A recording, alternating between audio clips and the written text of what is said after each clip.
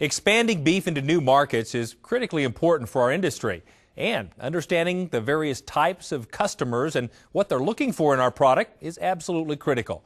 We have more in this week's Market Watch. Market Watch, brought to you by Pfizer Animal Health. Joining us is Greg Bloom, National Sales Manager for Colorado Meat Packers. Greg, thanks for coming to the show. Thanks for having me, Kevin. You bet. Well, let's begin by just learning a little bit about yourself. Well, I grew up in Colorado on a farm west of Brighton. Was a 4-H kid.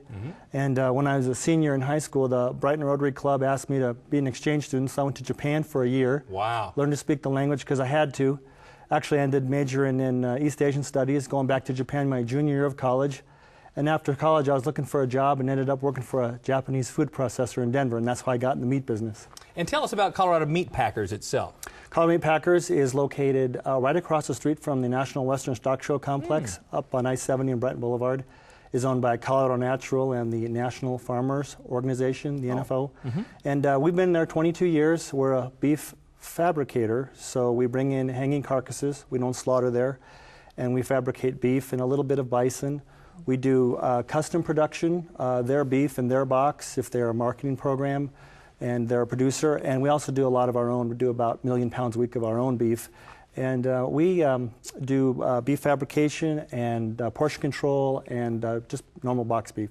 Now, if I understand this correctly, you have specifically focused on the growing Hispanic market. Can you tell us a little bit about that? Yeah, that is one real important part of our business. And a couple years ago, we realized that that is a great niche business because they eat a lot of meat per capita. Sure. I think even more than English-speaking people.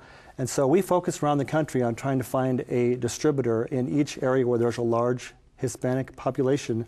We'll go in there and kind of joint venture with the distributor and start marketing to the carnicerias all over town. And they're really everywhere from coast to coast. Wow. Yeah. Yeah, tell us a little bit about those. Just all sizes, I suppose? There's some big national chains, Laborio and La Fanza, and there's small ones. There's thousands of small ones. If you drive around even Denver or Orlando or Atlanta or San Diego, you'll see small 7-Eleven sized, maybe used to be a 7-Eleven size markets that are now called carnicerias. And a lot of them focus just on meat, and some of them have full lines, depends on how big they are. But some of them will have 90 feet of beef case dedicated, of case space dedicated just to beef. Yeah. And will we find the same cuts that we'd find in a regular supermarket? Good question. Some of the same cuts, but they typically feature the rounds and the chucks, all sliced thin. They don't eat much middle meats, a little bit, but they mostly eat the rounds and the chucks and some thin meats. And I bought some packages just to show you.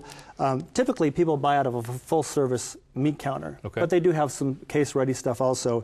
This was cut in the carniceria, and you can see that it's pretty thin. Everything they slice about a 1/4 inch thin. And they're not really grade specific as much as they like to buy nice color, nice red color, not a lot of fat, they trim it nice, but they're not too brand specific or grade specific like an American consumer might be. Wow, that's very, very fascinating. What a great market segment that is a growing part of the United States population. Thanks so much for coming to the show. Thanks for having me, Kevin. You bet. For more information on Colorado Meat Packers, just visit us at cattlemen2cattlemen.org.